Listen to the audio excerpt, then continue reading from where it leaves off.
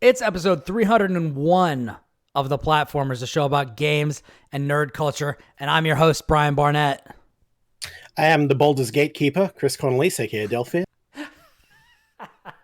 I'm Lucas White, and I am not made of any suspiciously familiar parts or allegedly potentially stolen assets. Oh, You're definitely not AI generated. That's true.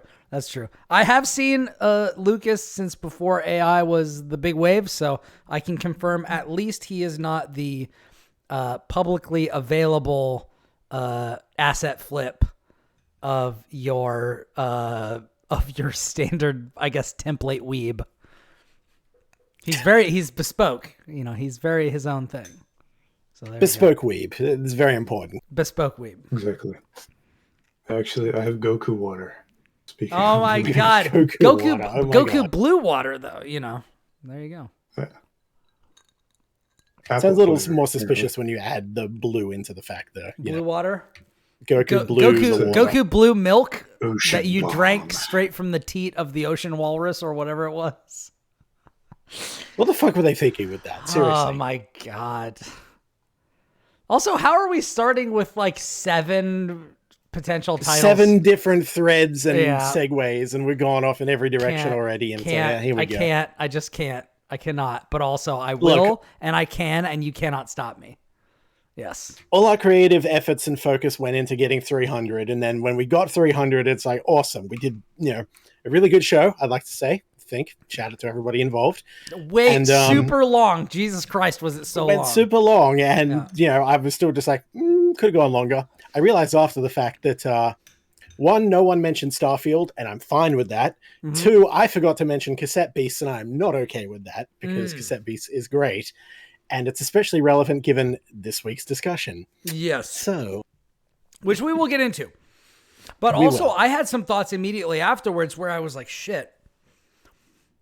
Should I have put Cosmic Wheel that high, or should I have had Venba in the mix, or should I have had Slay the Spire in the mix more? And it's just always just the introspection of being like, well, I did the thing, I sent it, as they say, and then I was like, well, was that but you can't really question that. You just got to move on. You just got to do the next thing. And guess what, ladies and gentlemen, and people of all kinds, this is the next thing. This is in fact the one after the old thing. This is the one after the old thing. This is the new thing where we can dive into whatever else we're going to talk about. And there is a bit to talk about. We're going to be talking about Palworld. We're going to be talking about Baldur's Gate because Kris has to take me to task to a degree that the episode 300, the Goaty episode. We didn't have the time. We did had not too have much the to time. cover. MumJum02 in the chat says, you made it to 300 episodes and now, like the movie 300, you've switched your brains into slow motion mode. It's very true. It's very true. You're not wrong. And also, of course, obviously, we all have just glistening abs and are just ripped out of our minds and also are against just absolutely unfathomable odds. So... True. Yeah, you can't see it from the way the camera's positioned, but the Persian army is right over there. They're just waiting for me to get done. I'm giving Xerxes the finger right off screen. Just I'm telling him, Just hey, let me wait, just toss the spear over here. wait your turn. I got to talk to some people for conservatively an hour and, what have you. Actually, now, I will say, so, we're talking about MumJum in the chat says abs for days. Yes, I'm working on that because I used to have something, but I'm dropping soda. I got this right here. I got this like veggie pasta that I made.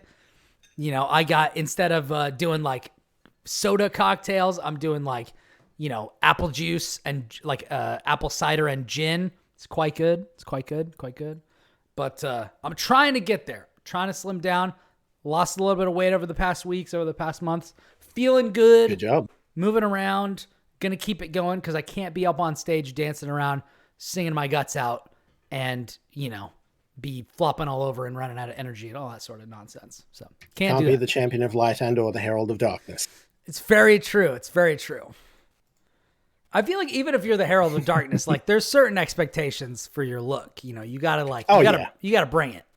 These days, there's even more expectation. You know, it's the antagonists and the villains that everyone's like, I could fix them though. Yeah, exactly. So speaking of Astarion, yeah, no, yeah. Where do we want to start? This, because I know we've got Palworld is the topic of the day. Everybody's talking about potential AI stuff. They're talking about AI flips, or they're talking about asset flips. One of our, colleagues, Virender, has been on social media talking about, like, where were you guys when, like, the other monster collecting games were going on? And I'm like, Lucas was right here with me, telling me about that shit, telling me about the Dark Prince. Like, I know, we were there. I reviewed Temtem on this very program. Like, we were there.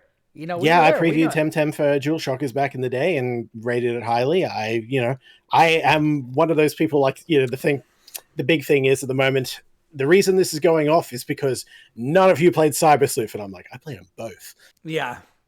Now, I didn't play any Digimon, but I know that they exist, and there's a lot of stuff. There's a lot of stuff going on. We got cassette beasts. We got all kinds of nonsense. So the fact that this is so, just for context for our listeners, and I guess this is just where we're going for our first topic. Yeah. Palworld, let's throw it in there. Palworld is a game that has hit the world by storm. It is available on Steam and it's also on Game Pass, which is like, it's very easy for people to access if they have a subscription to Game Pass, which, like, if you don't have a sub to Game Pass, like, what are you doing? Because, like, it's a very inexpensive way to access a ridiculous number of great games. But even if you don't, I think it's like a relatively inexpensive game. And isn't it like $30 or something like that? Or give or take, yeah. Again, Australian dollars, but it's relatively cheap. It's not full price. So yeah, gotcha. So basically, the idea is, well, actually, you know what, Kris, why don't you take this, and since you've played, over a dozen hours of it, or what have you, like give or take, yeah. Tell us what's going on with Palworld. Why is this such a huge thing, and what is it? So I think the biggest thing about it is that the trailers dropped like a year and change ago, give or take, and everyone was just like, okay, this looks interesting. Yep, Pokemon knockoff or whatever. Why does it have a gun? Why is it working a sweatshop? What kind of, Pokemon slavery nonsense is going on here? And it just seemed to be a slapdash. They do, straight up. Yeah. Yike. Wild. But yeah, and it just looked absolutely ridiculous and over the top, and everyone's like, wow, that's going to be such a meme, and it's never going to come out like that. And then a couple of days ago, it came out, and it was like that, and that was the biggest surprise, I think, for everyone. It's just like, we all expected a meme, we all expected like a day before level rug pull scam. This is a real game, and just about everything that was in the trailer is in the game right now in early access state, and it's like, okay. No one expected that, and the core bones of it are pretty good, all things considered. It's only when, you go from that into, start diving further that the cracks start to form on the matter. So things get weird. I've seen some people say this on social media or stuff like that, but Smoke in the chat says it's Arc with Pokemon. Straight up, yeah. The equivalent everyone says is, Pokemon with guns. That's sort of accurate, but again, like, if you have ever played Ark Survival Evolved, the survival game with dinosaurs, straight up, you have seen this game. You've seen the progression, the technology tree, the unlocks, everything like that. You have seen the general tech and progression path through it. The only difference is that it has, the Pokemon-esque adjacent systems instead of, dinosaur taming, and trims down a few aspects to just be, a little bit faster and more immediately engaging than some of the stuff that Arc has. Also significantly more polished because, Arc basically did no optimizations over its however many year run, and it's still bad. It still plays very, very bad to this day but that's a different thing. Yeah. But yeah, so to give you the gist then, for those who haven't come into it, Palworld is very much your archetypical kind of early access survival game, right? You get dropped in a big world, you have to scrounge resources, punch trees, develop, further tech, build your base up, and go from there. It has the base building aspects of all the standard survival game stuff with the typical tech progression and a touch of the automation systems of games, like city builders and things like Factorio or whatever, but obviously not to that ridiculous scale. But the biggest twist with this is, of course, the monsters and such are very, very, big, cutesy, Pokemon adjacent, sometimes suspiciously so, to say the least. They're very cute in a way that's like, it's like a really hard juxtaposition against like what the rest of the game looks like, which is more kind of pseudo realistic. But then you have like the characters are still very, very anime, though. There is that. Yeah, it's like they're anime and they're colorful, but they're not like cartoons necessarily. Yeah. But then like the Pokemon things are, the pals are very cartoony, so they look out of place. I guess that's supposed to be part of the joke. At least a little bit, yeah. Yeah. So for just for context and stuff, Brian, you haven't played any of this at all? No, I have not. I have it downloaded on my PC through Game Pass, but I have not jumped into it yet. Yeah, and I know I saw a comment from you about it, Lucas, which made me laugh. So yeah, I played it like maybe an hour and a half this morning just to be able to comment with some authority. Mm-hmm. And then, if I may borrow your quote, you uninstalled it and called it truly maidenless. It's a very maidenless video game. Yeah. Well, so yeah, not a creative bone in its body, really. Even the stuff it does, right? Like I've seen a lot of talk of like some of the stuff that it puts together, and still manages to have like a smoothly running game is impressive compared to like its peers, like you mentioned, Ark, just still running like garbage. But aside from that, I thought I was looking at like a fake game from a commercial or something half the time. Yeah, and it only gets worse the more you dig into it in that regard. Like, I'll be upfront and say I was immediately hooked. I did enjoy my time with it. I did fall into the rhythm of the game and everything. And then I hit a point where something in it broke for me. I think I saw something in particular that just made me, kind of snap out. And then then the critic brain just engaged. And everything I saw, I'm just like, okay, can I find anything at all in this game that isn't pretty much copied beat for beat from something else in like potentially very stark ways? And I didn't find it. Like in another half dozen hours on top of that time, I did not really find anything like that. And which is like to be go ahead. I will say, like, you don't have to be original to be good. Like, I'm just going to throw that quickly out there. Yeah. That is not a problem. Even some of the most acclaimed, games and studios or whatever just did what was there, but did it better. They iterated on it. They polished it up. Like, that was Blizzard in the 90s, right? It's like, none of this is original, but it's got that polish and that sheen to it. Yeah. That's really helped it stand above the rest. And, so yeah, there's no problem in being unoriginal, but all of those games that were iterative or whatever, they still had creatives on the team looking at the whole package and going, okay, but what if we do this or tweak this or adjust this in certain ways? And Palworld feels completely bereft of that. It's just grabbed everything that works because it works, almost like it's from a checklist of what does a good game have, what kind of systems would this have, and put it together. And the only reason it works is because those other things that it took from already worked. Yeah. And again, like the optimization is pretty decent. I'll give them that. There is certainly some work done on that front, but as you described it, Lucas, is like, it doesn't feel like it has a creative bone in its body at all. And even if you completely divorce all the allegations of, AI generation and outright theft of model parts or whatever, which just, the more you look at it, the more credible that seems. But it seems, but also I should say that, like, there's been a lot of talk about that on social media, on Twitter and stuff like that. But, like, so far as I know, that's not actually been confirmed. It just, when you look at it, it's like, well, this really looks like that. Yeah, the detective work, so to speak, online has gotten more complex as the weekend got on. Like a lot of the AI stuff, I think, was pretty reactionary. Yeah, and there was a track record from the Yes. like the lead dev that does.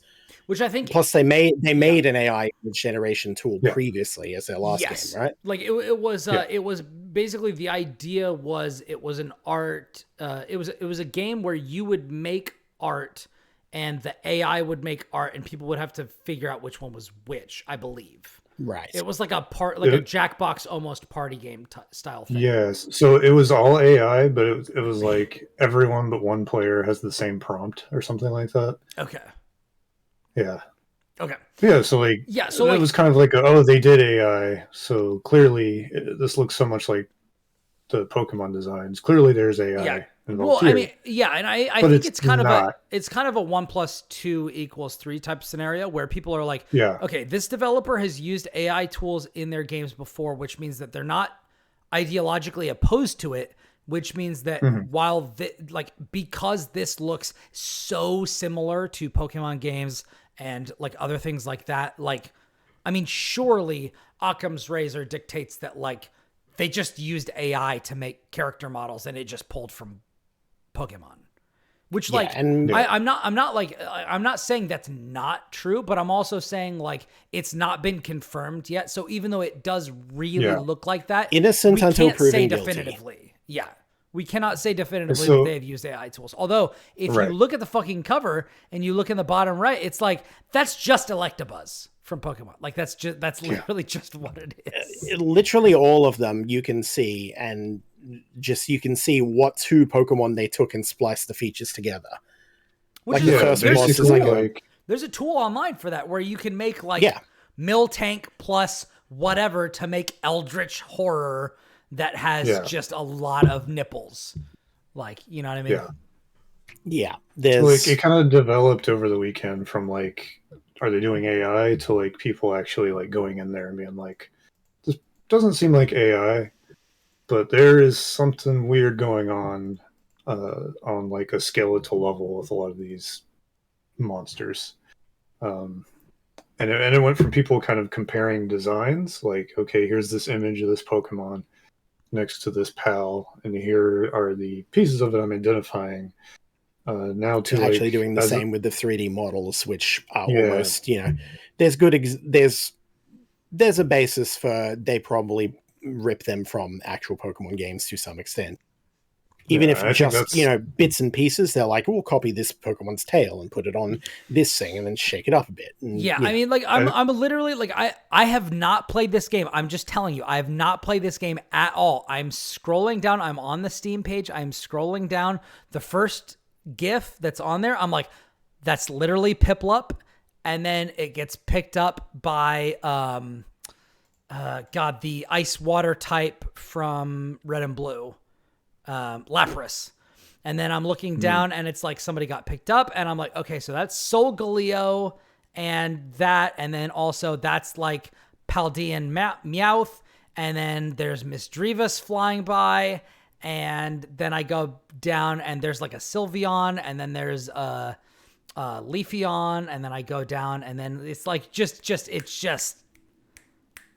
any single design in the game. Yeah, Xerxes is there, and then you go down and there's something else, and it's just like, I literally have not seen anything, and I have, like, just, this is that Pokemon, this is that Pokemon, this is Mareep. Yeah. Like, in the first thing. Take you two, put them together. Yeah. Tweak it just a little bit. Copy someone's homework, So now you've got people who kind of know what they're talking about more and actually taking data from both games and putting the meshes together.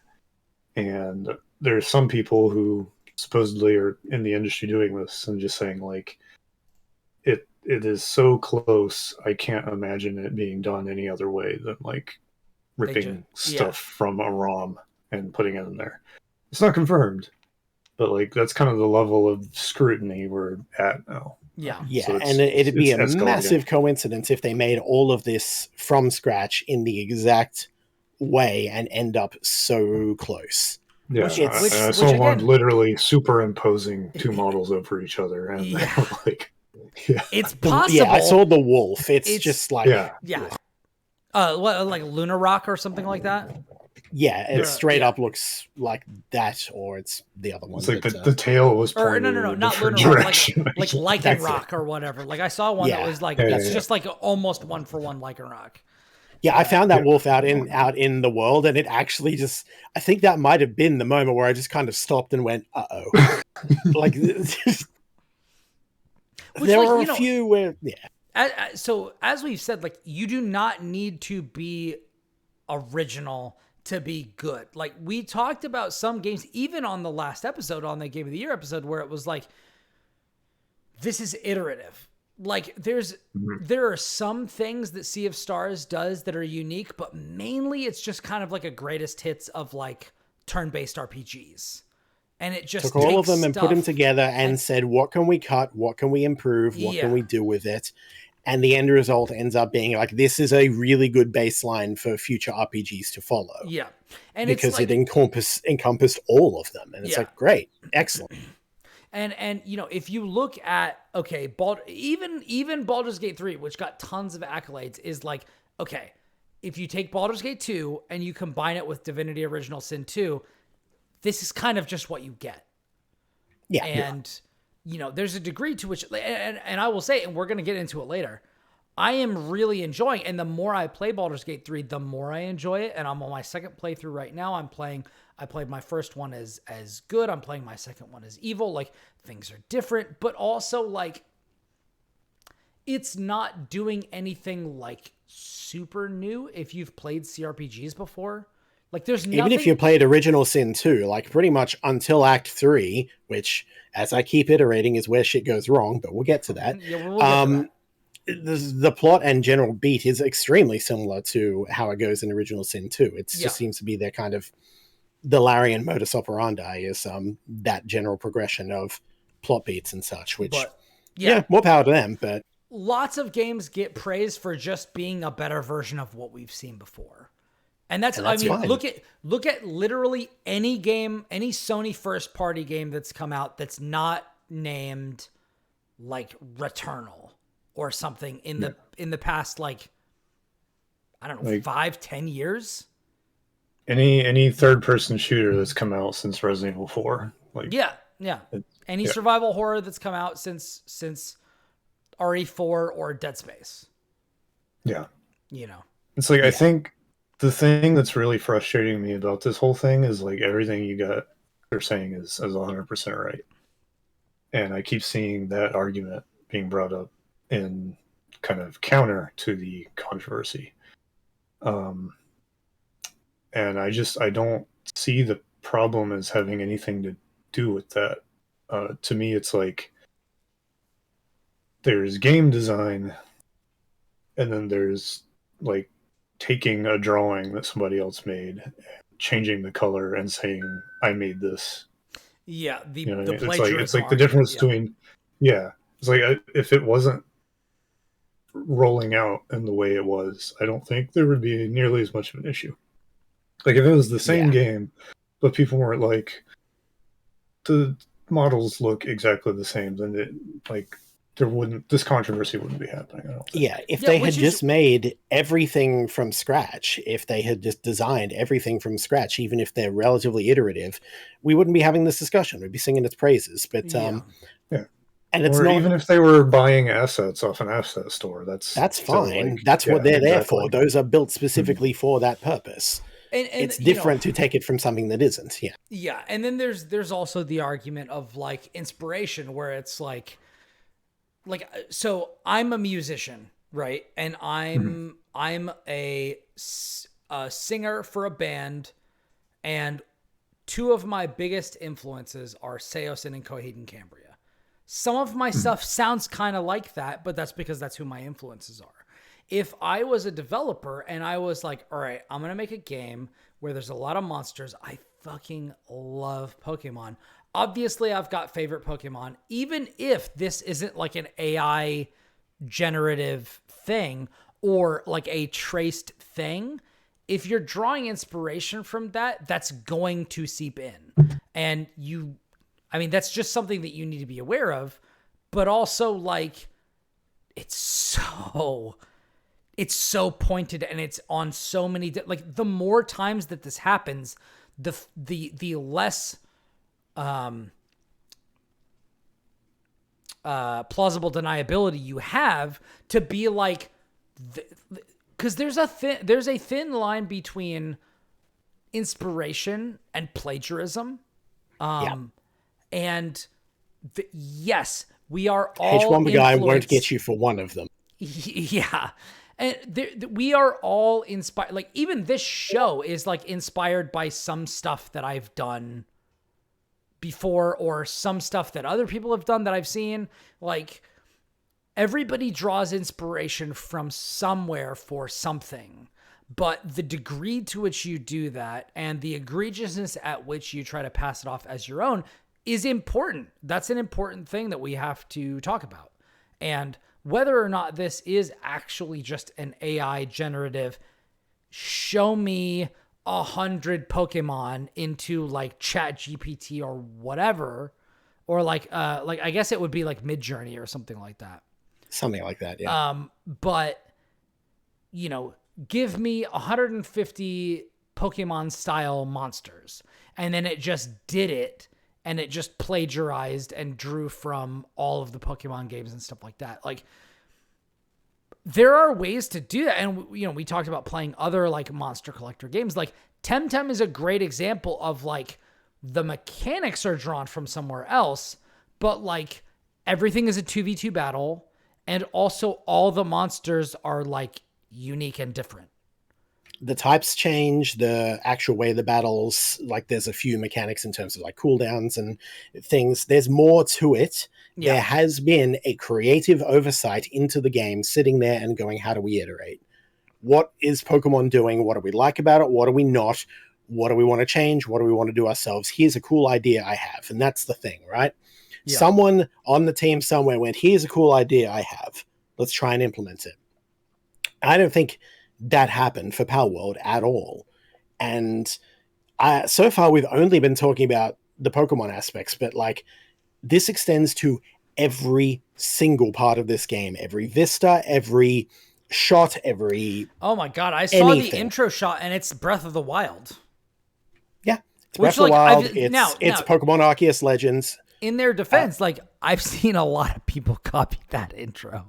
Because okay, but when you hit the fast travel or do anything like that, it plays like a little 4-note piano tune. I'm just like, if this is just Breath of the Wild's like little style, like the musical jingle is right there. If it isn't the exact same one, it's so close as to be indistinguishable.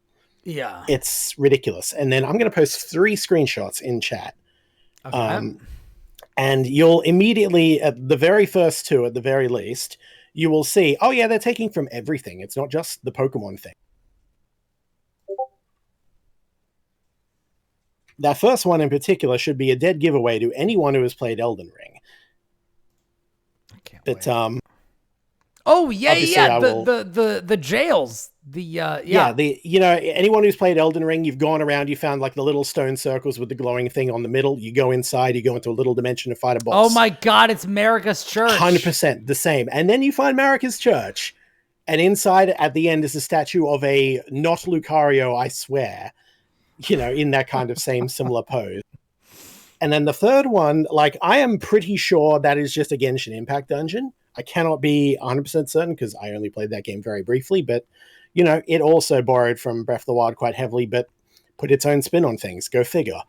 So yeah, the funny thing is the first thing I thought of when I saw that was either Endgame Final Fantasy X or like Cry Machina. Yeah. For that last one. But yeah, those first 2 are literally just like what is it called? Like the prisons where the people are in Elden Ring. The Arc Jails, I think, something like that. That doesn't sound right.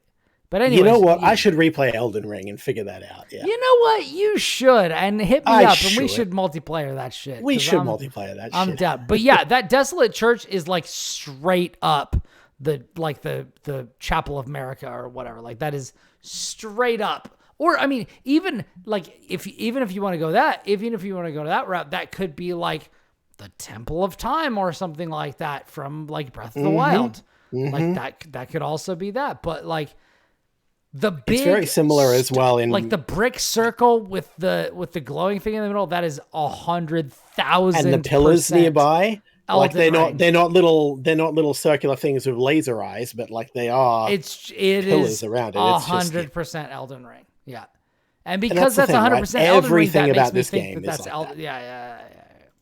That's a Church of America. There we go. Okay, Sigyliam says in the chat, apologies for being late, lost track of time. Hey, you know what? We're happy that you joined us when you were able to. We always appreciate it. They say, I find AI is useful as a tool for conceptualization works and finding out what ideas you want to use or get a rough visual idea. But afterwards, you must retool it for your own setting and medium. And I think that there is, I'm of two minds on this. As a creative, the fact that we're using AI to do creative things really rubs me the wrong way just out of the gate. Because, and I've heard other people say this, so this is not like an original idea from me, but like all things being equal, art is the thing that distinguishes us from other living beings. Not to say that other living beings do not have value. I firmly believe that they do. Agreed. And like I am trying my best to be like I'm examining like vegetarian approaches to things because and like I don't eat pork anymore because I've seen stuff on like the way that pigs are like super intelligent. So like I'm very sensitive to that sort of a thing. But there is something about being human which is we express ourselves through the arts. We express ourselves through like the humanities. We examine things. We think about the universe. We think about the future and the past and all these sorts of things. These are all things that like computers can't do. And I definitely understand using like AI, which is not artificial intelligence. Like we just need to be real about this. People call it AI. It's a misnomer. It's just a very good algorithm. It is algorithmic generation. And we need to be super aware of that because artificial intelligence would be an actual like robot consciousness. Yeah. And we don't have that. So far as we know, we do not have that. This is just going out, grabbing things that were created by other people and then doing basically like autocomplete on an image, which means that it is plagiaristic just by nature. And I understand that like we are all kind of the sum of our influences. You know, we talked about that earlier. There's a lot of stuff. You can't create in a vacuum. This is an important thing to note. Yeah.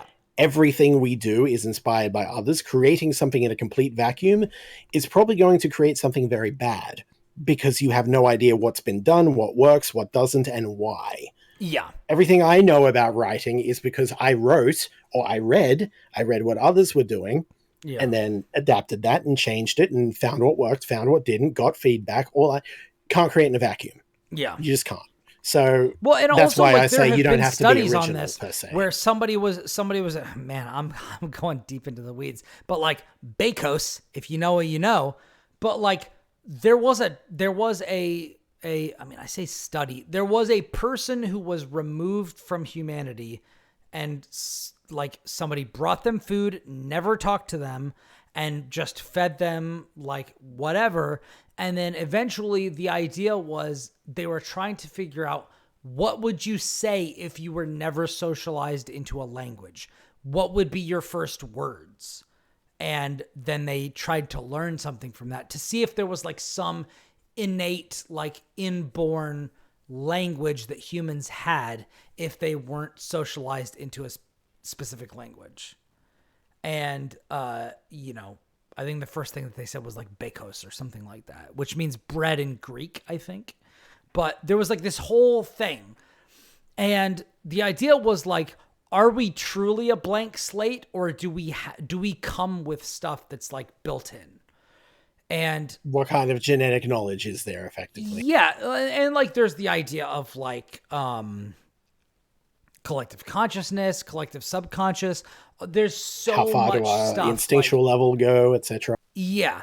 And like, that's a discussion for another day, but also like, we can't deny that because we live in a society, we have influences and we have to acknowledge those, and it's fine to draw from those. But if you do that in a way that is unnatural or that is mechanized, like, that is something that we have to reckon with as creatives, as a culture, as people who want to, like, so the industry, there are a lot of people out there who are leaning into using AI tools to create art, when like artists, like actual artists who have practiced for years, are out there trying to pay their bills, trying to earn enough money to like pay for a meal or what have you. They're replacing the human elements. Business has decided we can do this and use it cheaper. And that's the problem. And that is where we are all fighting back against this, because, well, even if it wasn't, you know, effectively plagiarizing and stealing from other sources because it has to. Yeah. Just the idea of that is, you know, you are taking the human element out of creativity, and there's diminishing returns on that. And we've seen, you know, even if you put the algorithms, particularly, you know, if you source from all sources, which will, as AI proliferates, or as this iterative, they start inbreeding. Generative stuff, it starts drawing from other stuff that generative AI has created, which, there are I've talked cryptids about in AI generation as a result. Yeah. Which I've talked about before, ridiculous. Because like, if you have like, there are websites out there who have talked about like, we're going to do we're going to do AI guides, and then we're going to have an AI editor that edits those guides into something that's parsable. And it's like, the second that more than one site does this, it's over. Because then you have AI drawing from AI generated stuff that draws from something else. And then it just becomes a game of telephone where we have no fucking idea what's real and what isn't. And because what happens if it was wrong? What happens if the progenitor was wrong? Exactly. And if you don't have people playing the games to be like, that's not real, then we lose accuracy. We lose specificity. And when we do that, what are we even doing?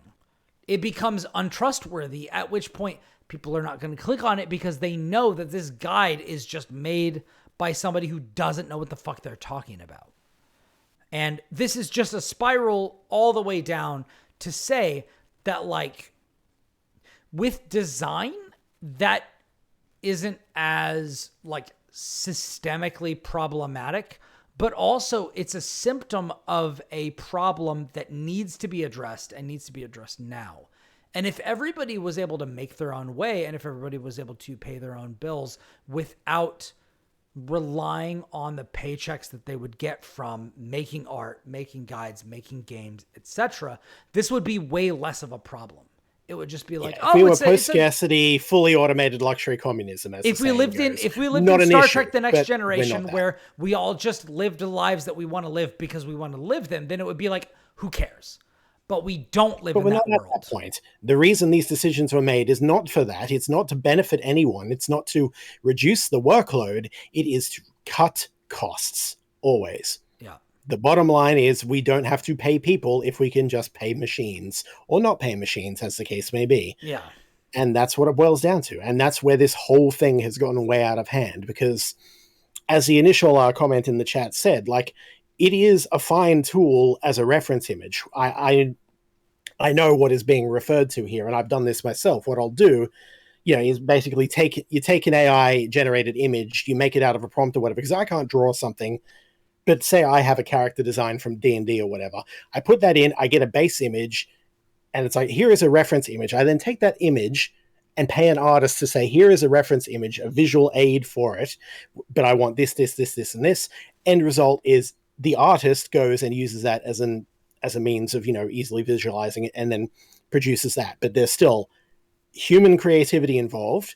There's still actual work done by an artist to make sure the end result is. It's just the same as me going through, you know, Google searching a whole bunch of different character things to say, I want this, and this. It's just like, no, here it is in a slapdash thing with a few changes.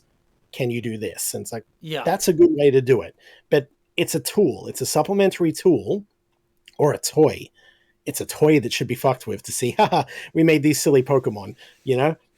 yeah. But that's not where it's got. The problem is business got its hand on it. Capitalism comes for us all in the end, as always. So it's like, yep. Yeah. Can't have nice things. Yeah. Sigyliam in the chat has 2 comments. Our ability to create and bring meaning out of the chaos is sacred and should not be industrialized or commodified. That is undeniable. On this, I think 100%. we all agree. And then, quote, this is what I can roughly bring to you to help you understand what I can't create. And what I want is for your personal touch and help on bringing something I care about real. Which my artistic skills are writing. I cannot draw for shit. Yeah, but I love that vision. And like, you know, I have. Hold on, let me see if this is over here. Hold on, let me grab this real quick. Mm-hmm. All this as a result of Palworld.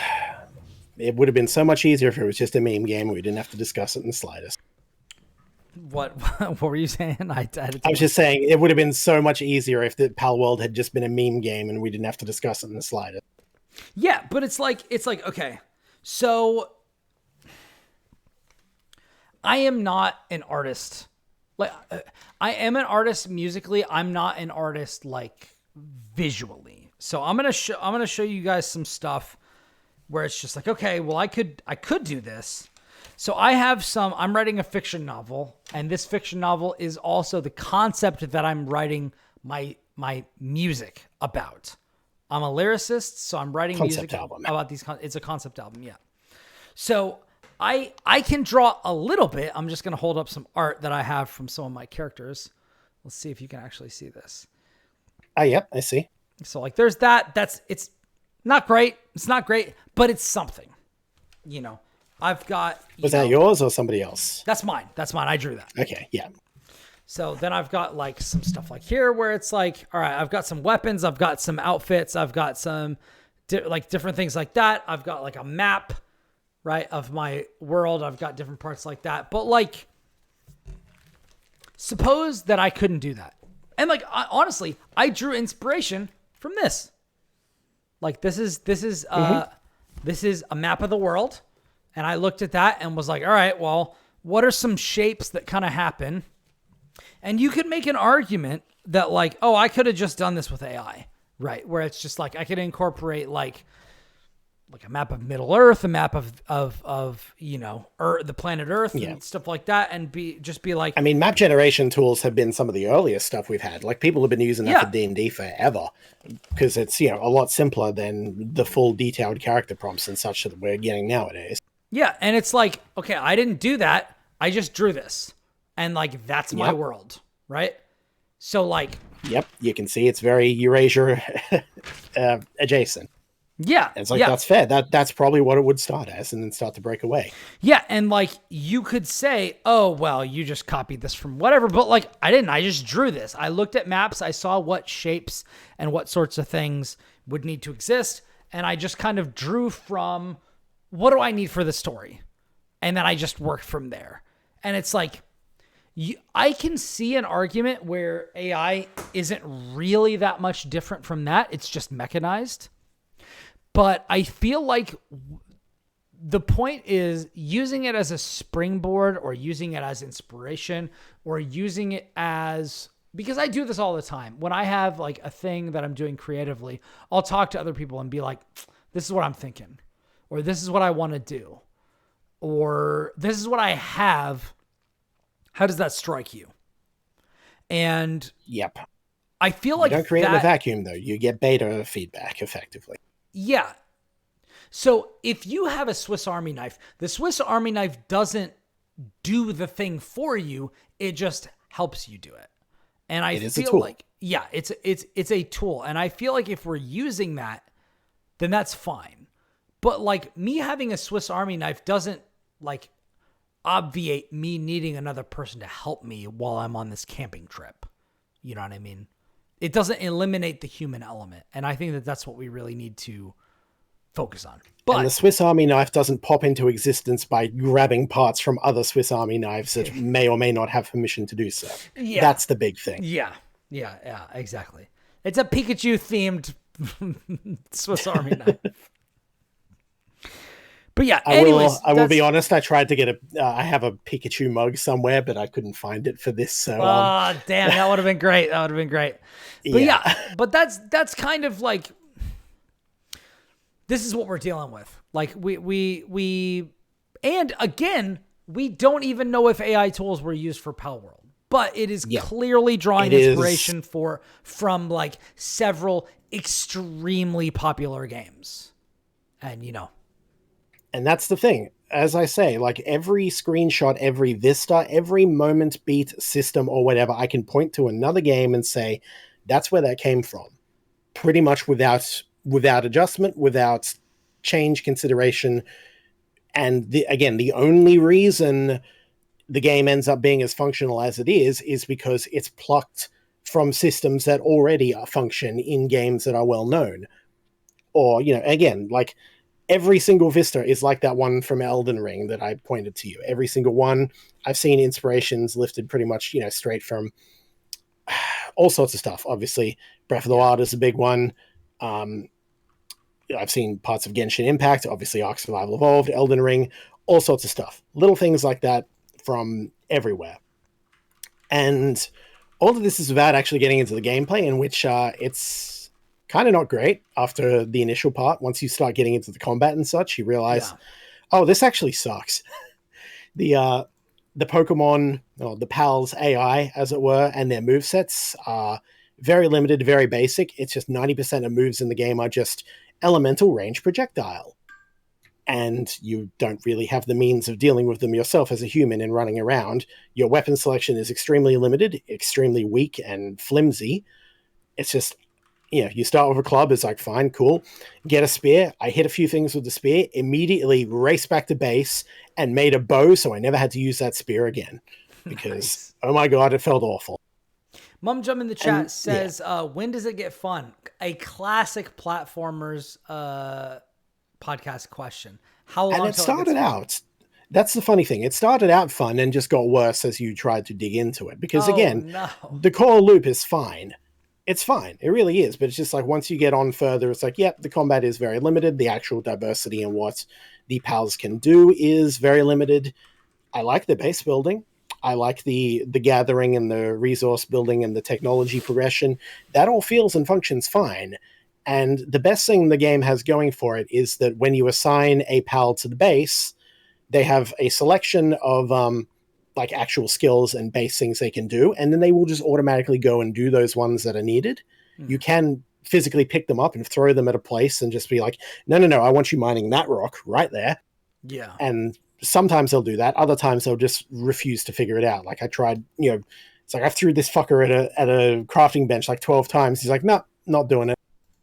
But by and large, they'll just go about and do their own thing. And it's pretty good in that regard. So you just make sure your bases are covered with the appropriate skills and such, and then go out and find pals that better suit those skills. It's like, I want my food to stop, degrading or whatever. Grab an ice type, stick it on a fridge. Boom, your food lasts 10 times as long. Excellent. It's like, okay, that only lasts as long as it's staying on that fridge, because what if you leave it automated, it'll go and do other things. It's like the little Piplup penguin wannabe motherfucker. Yeah. It's like, it will do that, and then it will go and water the garden when it needs to. And it's like, then my food starts to rot. I need you over here, but then I need this, that. There's little things like that. The base management is decently nuanced for what it is, and there's enough variety in critters to make that a decent juggling act. So that was fun, genuinely.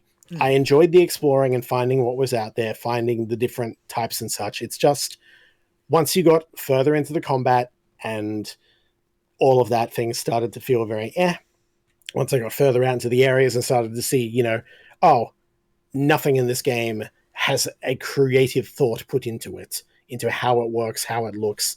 There is nothing here that someone has gone, okay, but what if we do this though, or how do we iterate on this? There is no cassette beast level deconstruction of the genre and go, how do we improve on this? What are some systems that make us stand out? What are some things we would like Pokemon to be doing and it isn't, that, Temtem was doing? Both Temtem and cassette beast are like the gold standard for this. As a games like Monster Sanctuary or... I'll throw Nexamon into the mix, even though it is the most, we have Pokemon at home out there. It is just the most carbon copy, but it's still at least tried a few things. Whether or not it worked is, up to you. But, yeah. And I guess that's ultimately where I sit on Palworld, is just after a while, once the illusion shattered and I started seeing all the disparate pieces, I realized this game is soulless.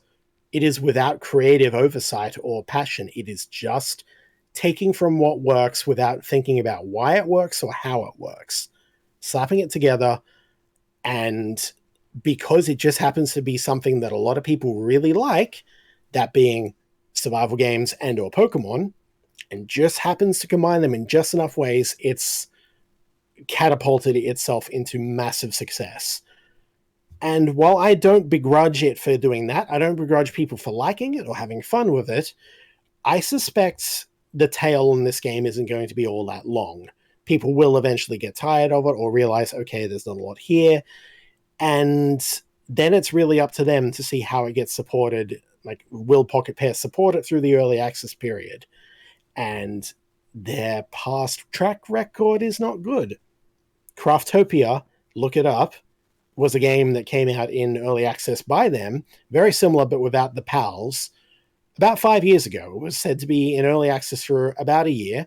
It's still in early access to this day. It does not get many updates, and I think they're pretty much just abandoned it entirely for Palworld, who say they won't do the same thing. And I would, but I feel like this is like this is the one they hit on, so this is the one they're going to put their effort behind. So I wouldn't, and that is also fair, but we don't know for sure. Yeah, I wouldn't be super worried about that, but also, and like, I feel like they've never been in a position where they have to sit and iterate on that one thing. We don't know if they will do so or how much they will. Yeah. But honestly, like, I feel like if we wanted to switch and have like the most charitable read on something, it would be like, all right, Temtem is Pokemon, but what if every battle was a duel battle and there was multiplayer?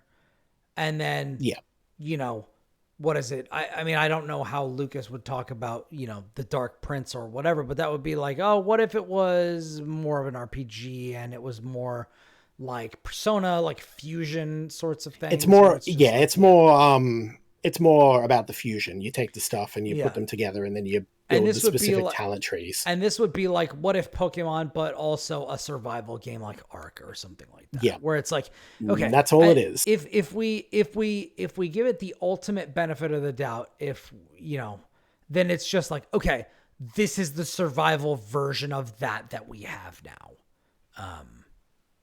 And like, that's not bad. And I'm happy that people are for at least a little bit. Yeah. But yeah, I also know that we need eventually to get it leads down the slippery slope. Yeah. Yeah. Which, like, we need to get some other stuff because I know we were going to make this short, but I knew this topic was going to go for a bit. So apologies. Which is totally fine. Totally fine.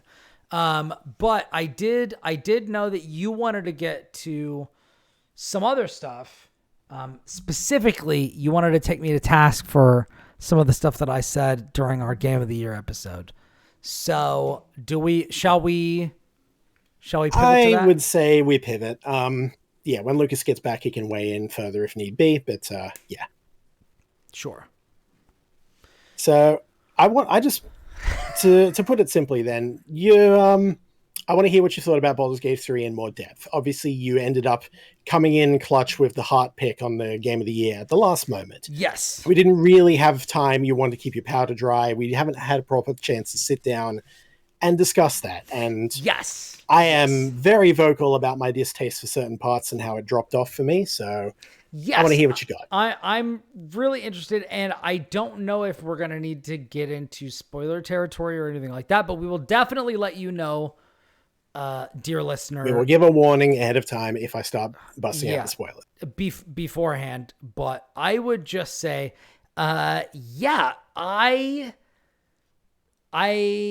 I beat Baldur's Gate. I put my blinders on. I was like, I'm not playing anything else. I'm just playing Baldur's Gate 3.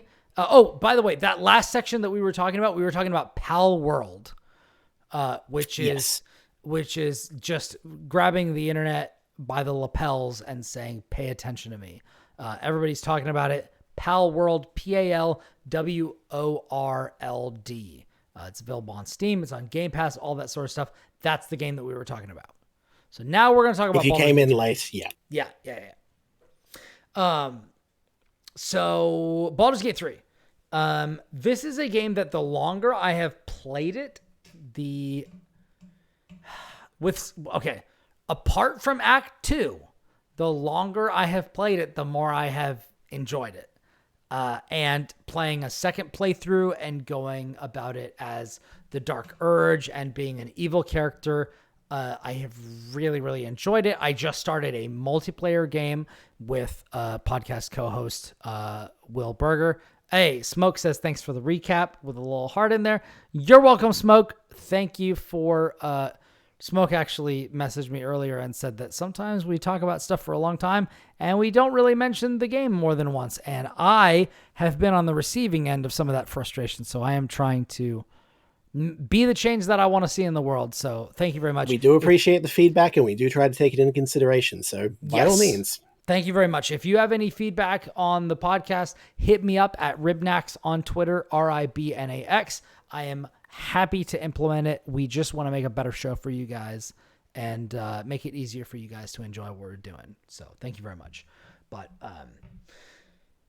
for Baldur's Gate 3, for you. Yeah, Act 2 was a huge problem for me. Now that I'm playing Act 1 as the Dark Urge and as an evil character, which like I've had to reload a couple of times because I've realized that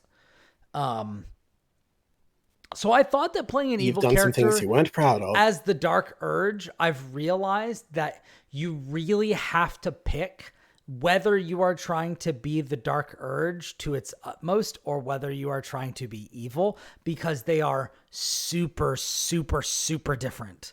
Like, there's a lot of stuff that the Dark Urge will do or that the Dark Urge will compel you to do, that if you're trying to do either a good playthrough or a bad playthrough, or like an evil playthrough or whatever, it will make things more difficult for you. It is the chaos route. It really is. Which I love. I am so into it. But at one point, I was like, and this is like the most minor of spoilers, I realized, like, as the Dark Urge, I only have 2 people in my party at this time. This is going to be a problem. So I was like, all right, I'm going to reload. I'm going to be like, all right, I'm the Dark Urge unless it like causes super problems. And after I had like a full party, I was like, okay, I'm going to Dark Urge all over the place. But at a certain point, when in doubt, withers will come in clutch. Yeah. Well, I mean, I don't. We're gonna find out. But yeah. So I've gotten into more stuff on that front where I've been really enjoying it. I'm approaching I'm like 2/3 the way through Act 1 as the Dark Urge, and on my evil playthrough, I'm having a blast. And I know that you wanted to talk to me about some stuff, and I really did want to kind of throw this to you to field more of your kind of questions or what have you with this, but you know, let me have it and tell me what you think, and you know, let's get into it for a little bit before we need to wrap it up. So obviously I've heard about your Act 1 experiences and your Act 2 misadventure that caused, almost to just drop the game entirely. Yes. And I get that. On my repeat playthrough, we had I basically went through into the optimal way the first time, and so I didn't have to worry about that. But playing any other way through the Shadow Curse lands is hell. Yeah. It's so annoying. Yeah. Especially in multiplayer where we kept teleporting around and then being like, no, wait, you've left me behind. It was rough. But but I've heard bits and pieces of that, and I know all of that. But Act 3 is where the game pivots, and not in better ways. To my statement, I'm so I want to hear. I want to hear what you thought about Act 3 and how it all went. Okay, so I'm going to try to keep this as spoiler free as possible. But I'm not going to get. I'm never going to get into, unless I call this out, I'm never going to get into specific story based things. But I will talk about kind of the structure of it, but in very vague terms. So I feel like if you have not gotten to Act 3 yet, you're going to be fine. So I did not like Act 2.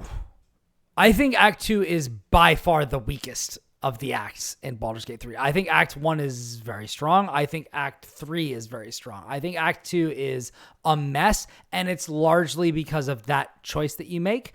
If you make the optimal choice, I feel like Act 2 is only a little bit lesser. Only plays a little bit of the kind of like backseat to Act 1 and 3. I feel like they're roughly as good as each other. Sure. Except, like, I think that just Act 2 feels like... So, okay. Act 1 of Baldur's Gate 3 feels like it is very much of a piece, and it feels like a lot of the parts are contributing towards the whole. And even when they don't, it's contributing towards something else. Like, there are areas, a character progression or general world building, or it will tie into something. Or it will tie into something in Act 2 or Act 3. Yes.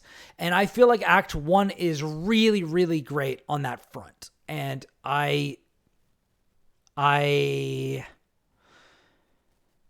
it's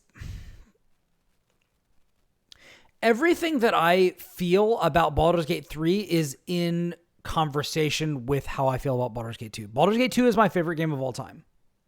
As it is one of mine. It's tied for first place with Super Metroid, and they are both perfect games, in my opinion, for totally different reasons. Baldur's Gate 2 is a masterpiece because it tackles so many different things, and it nails basically everything. Baldur's Gate 3, I do not feel that way about, and that is part of the reason why I think it suffers in comparison. However, once you get to Baldur's Gate 3's Act 3, Baldur's Gate 3 starts acting and behaving a lot like Baldur's Gate 2. And that's where it started to kind of... it stopped trading on Larian like nostalgia, which I do not have because I don't love Divinity. I think Divinity Original Sin 2 is wildly overrated. Like, not quite GTA 5 levels of overrated, but like close to that. Can anything be that level? But close to that. Where, like, I know so many people where Divinity 2 is like a 10 out of 10, and I'm like, bro. I think it's a 9 out of 10, but I see where people come from in that regard. That's me. Yeah. And I get it. And I've said before, like, I think that Larian's trick that they do is... Because Baldur's Gate 3 is a masterpiece. Or Baldur's Gate 2, sorry. Baldur's Gate 2 is a masterpiece. However, it is a masterpiece in a different way than, like, the Dungeons and Dragons tabletop experience is a masterpiece. You do not have the levels of interactability. You do not have the levels of self-expression that you would have if you were playing a tabletop game. And Divinity Original Sin 2 and Baldur's Gate 3 do a better job of that than Baldur's Gate 2. However, there is a part of them where they sacrifice something. They lose something on the playability front by giving you more player expression. And that's the great thing about Dungeons & Dragons as a tabletop experience, is that you get the player expression, you get to do whatever you want, and you don't sacrifice playability.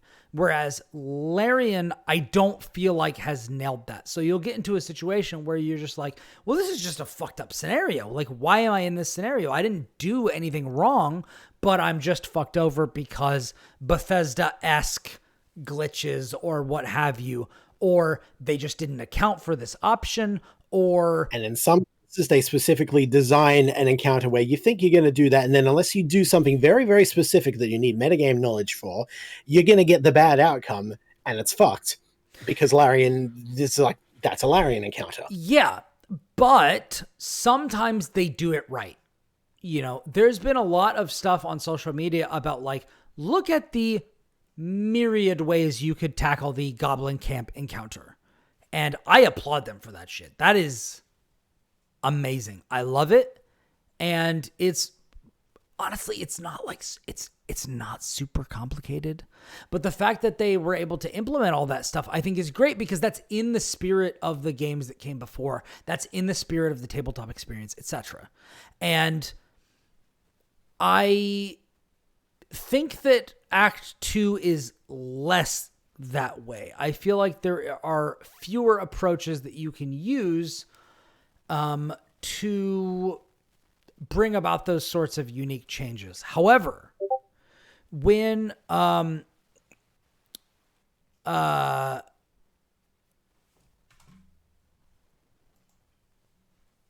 you're thinking of that, if I might just quickly interject, do you think that feeling persists even in Act 3? Because that's where a lot of the game falls apart for me. Because, I expect there to be a hell of a lot of different openings and ways to approach stuff in Act 1, because that's all we had in early access for 3 years. There wasn't always that. We came up with that. We, the player base, said, what if we could do this, or this doesn't work, or that? And then they iterated it based on feedback and changed that or whatever. Act 3 doesn't have nearly as many openings or chances for expression, and the story itself is a bit shaky, but that's, again, separate discussion. So I just want to feel, did you feel that in Act 3, or what happened? So Act 3 of Baldur's Gate 3 is one that trades on nostalgia more, because Baldur's Gate 2 largely takes place in which is a city where you're wandering around, you're going into buildings, you're talking to people, there's a bustling kind of thing that's going on, you can get into all sorts of mischief and these sorts of things. So Act 3 was the part where it felt more like Baldur's Gate 2 to me. And that did a lot of heavy lifting. Granted, there is a certain degree to which, like, there were a lot of things that people did that were super creative in Acts 1. Definitely in Act 1. I don't know about Act 2. I haven't consumed a lot of content that people have created about this, but when I got to Baldur's Gate 3 Act 3, I was like, okay. I'm in this area. This is very reminiscent of Baldur's Gate 2. And even though I am doing the golden path because I'm trying to get through the game to get to the Game of the Year episode so that I can actually authoritatively talk about this as something that I've rolled credits on, it did feel very comfortable. It did feel like putting my old baseball glove on, where it was just like, I'm really like, I'm feeling this. Like I am in a place, and granted, it's not a place that I didn't trade on the nostalgia that I had for the particular location, but it was just it was the vibe. They sure do. Sure. Yeah. And that's totally fine. It's been forever since I played Baldur's Gate 1. And so I didn't really see anything that really kind of rung my bell or what have you. But the feeling that I had of like, I'm in the city, I'm doing a bunch of stuff. There's people all around. There's a lot of like little stories that are happening that I can become part of or not. And there's other threads that have come from my previous like interactions in this world. And like, maybe I can do something with that. And, you know, there's the House of Hope. There's like a lot of things like this where it's just like, and to me, the House of Hope is almost like in Baldur's Gate 2, like when that ship just like appears in the middle of the city. The planisphere, like, yeah. Yeah, and it's just like, okay, I'm going to go in here. I'm going to do something that is totally different and has no attachment to like almost anything else, but like it's kind of tangentially, you know, connected to whatever's going on. There were elements where I was just like, okay, I see what you're doing. I like what's going on. You know, I went to the factory. I did some stuff there. There's like all that stuff.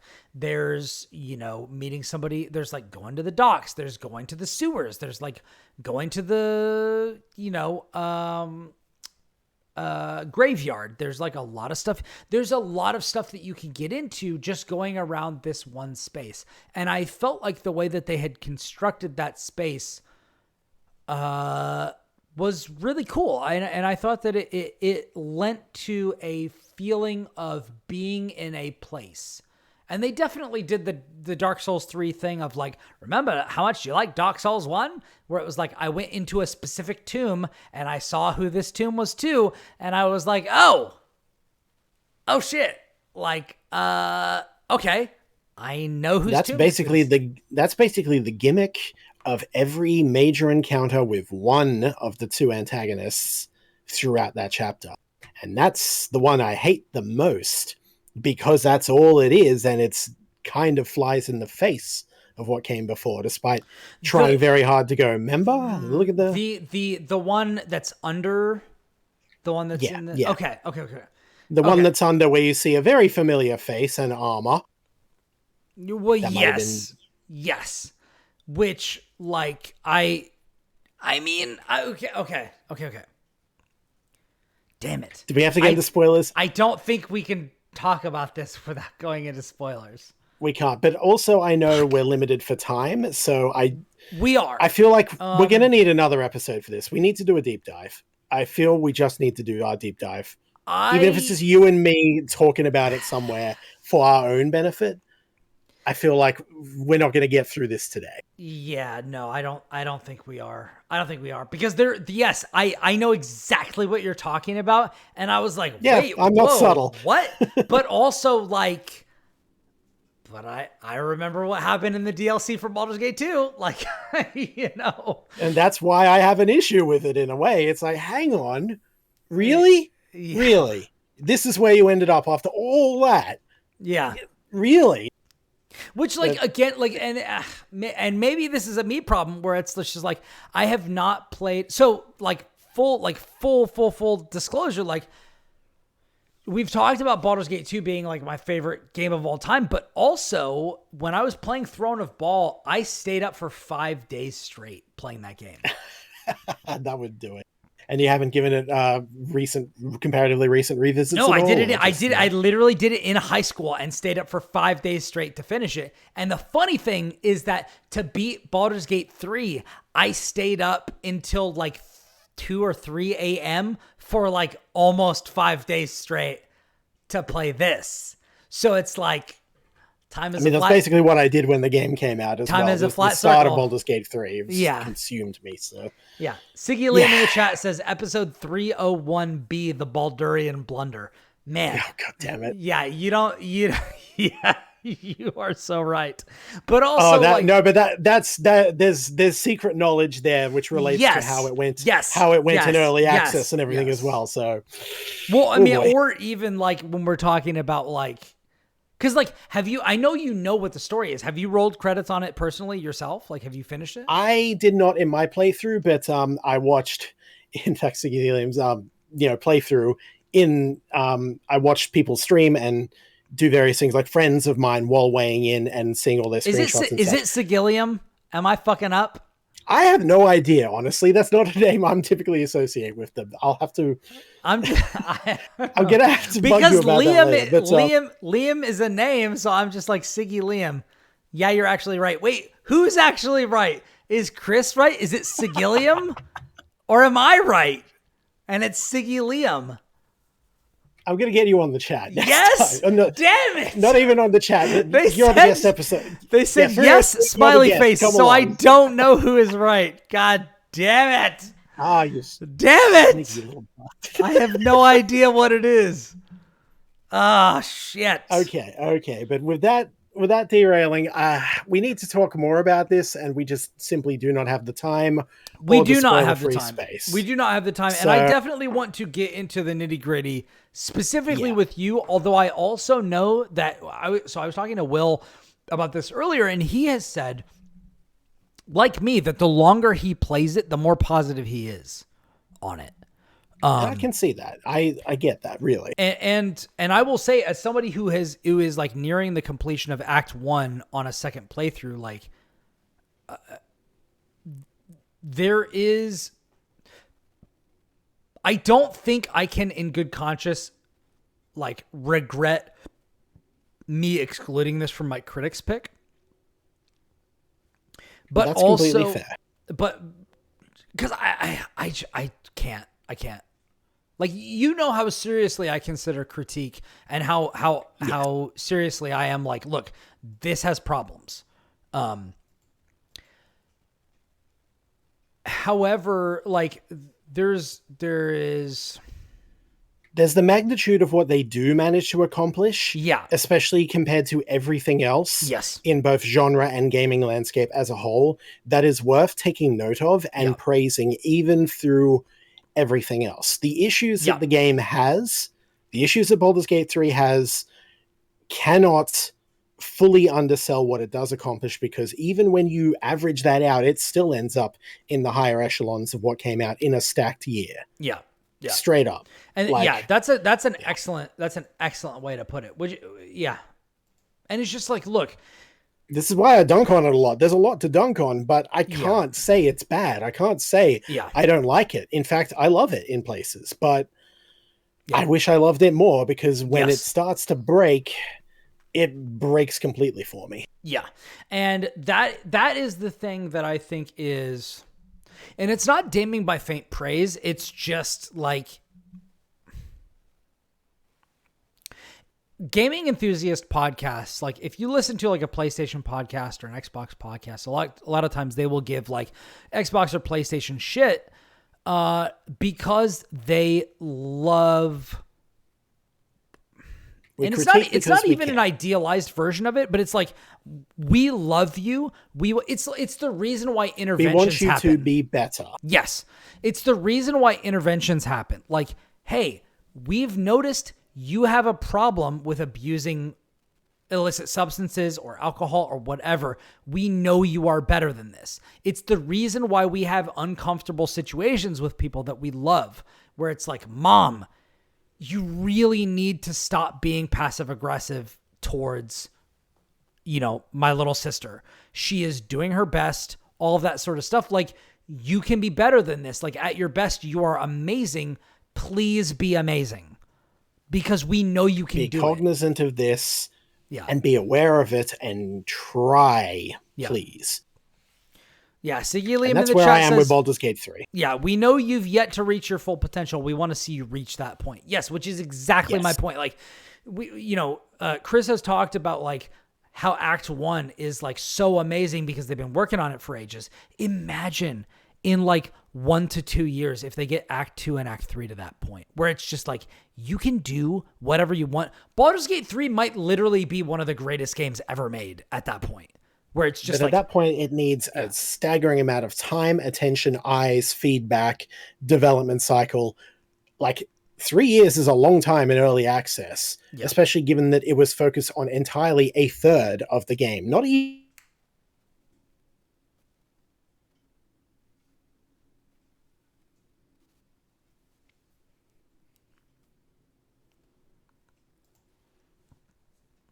Oh no, Kris, where are you?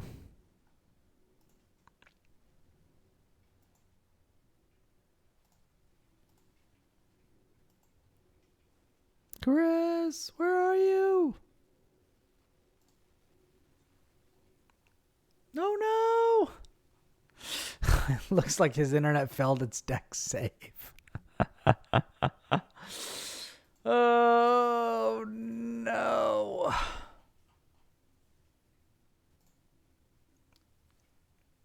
Damn. Well, maybe that's it.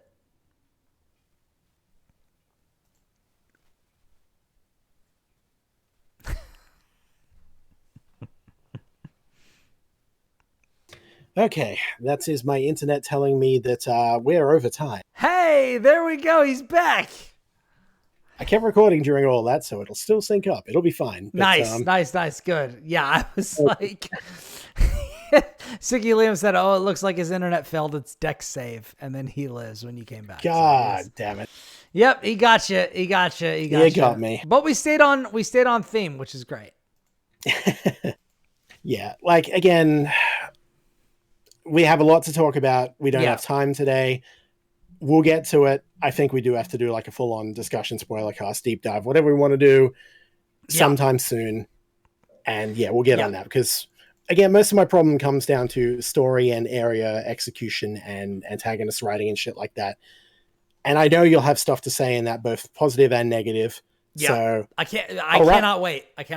I will wrap up this section simply by saying, for the Dark Urge playthrough, as you go, try to do things differently and try, I suppose when it feels like a section is telling you, you should really do this thing, try breaking it and see what happens. Because you may find that then the entire game will fall apart if you do that in ways that no one ever seems to comment on.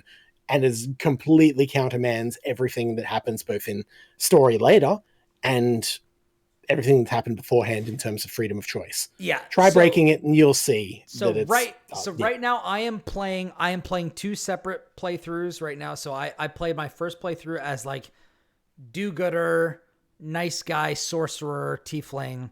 And now I am playing both a multiplayer game on tactician difficulty as a Dark Urge bard who is fighting against the Dark Urge to be a good person.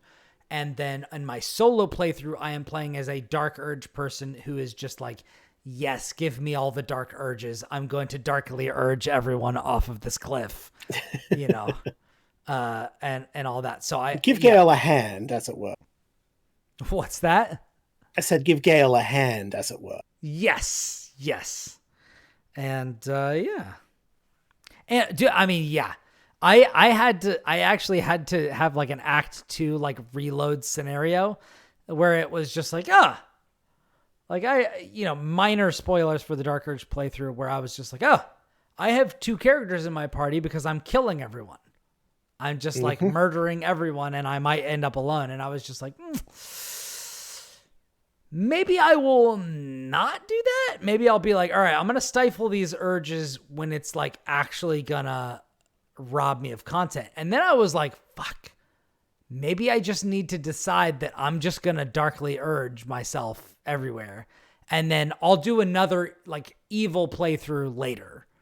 It might be worth doing. Yeah. We'll see. We'll get into it. Keep us surprised. We will. Yeah, we will definitely get into it. But yeah, Sigyliam says, Stanley walked through the red door. Yep. Yep. Yep. Man, I'm You will know amped. exactly what we refer to when that comes. I am really excited. And this is part of the reason why I'm just like, damn, did I even in my accolades, did I undersell this game? Because like there's a degree to which like I love the other games that I'm playing, but there is also a degree where there's like a low level hum of just like, hey, maybe play But I Baldur's could be Gate. playing Baldur's Gate Maybe 3 play right Baldur's now. Gate 3 right now. Yeah. Yeah. Where like, it's just kind of what I want to do. So Yeah, anyways. that was, to bring it all back to the initial topic, I had a moment with Baldur's Gate 3 where the illusion was just broken and I saw it for what it was, and that kind of saw my playthrough trickle down and eventually stop. And yeah, the only difference between that and when it happened in Palworld is it happened over 80 hours into Baldur's Gate 3. So that's a credit to it. Yeah, which is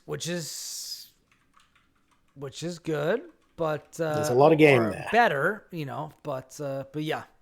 All right, let's get out of here. I know Lucas had to step away, take care of some stuff, so you can find him at Hokuto no Lucas on social media, and I know that he wanted to talk about a review. We will get to that next time. Definitely, I want to talk to him about that too. Yeah, I'm excited to see what he has to say about that. But yeah, you can find me at Ribnax on Twitter and Twitch, where you can find where we stream the show live, and on YouTube at Ribnax, where you can find all the VODs.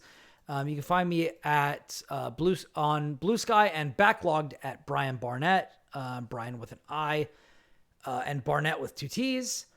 Yeah, we love, I really appreciate, Smoke for hitting me up with, you know, some feedback on the show. We love getting feedback from you guys. A lot of our audience, the vast majority of our audience is just quietly going about their business, listening to the show, and then just kind of enjoying it and going about their day. We always want to know what you think about the show. We always want to know, you know, what you want to hear, what you want to see, and those sorts of things. So if you do have feedback, please hit me up on Twitter at Ribnax, or, you know, you can find me on social media everywhere, and I'm happy to hear from you guys. Also, please leave us reviews. You can also give us feedback there on Apple Podcasts and you know, wherever else you get into our show. You can find the stuff that I'm doing. I've got some interviews that are coming up over the coming weeks on IGN on some of the IGN Plus games. If you're a subscriber to IGN Plus, you can get like complimentary game keys and stuff. And I'm writing features. I'm doing developer interviews on those games, and we've got some really cool stuff coming up. So please check that out. Otherwise, you can check out what I'm doing on Twitter at Ribnax. But yeah, Kris, where can everybody find you?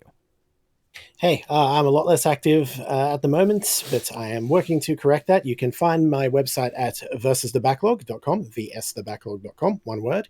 You can find me on Twitter at Delfeir, Delfeir, not IE. And you can find me a similar name on the vast majority of games. If you see me, say hi. And other than that, yeah, I will be around here and other places on the internet. But I tend to be a fairly regular on this podcast at the very least. So if nothing else, stay tuned. Yeah, cool. And yeah, as I said, Lucas is Hokuto no Lucas on social media. I believe he is Hokuto Lucas on Blue Sky, but he can correct me on that if I'm wrong. And you can check out his review for, what was it? He did one on Nintendo Wire. I believe it was the Another Code recollection. Gotcha. Yeah, so check that out. Yeah, and that's all we got. We're gonna get into Baldur's Gate more in depth in the near future. And otherwise, from everybody here at the Platformers, we hope you have a wonderful week and stay safe out there. Because until next time, we are out. Peace, guys.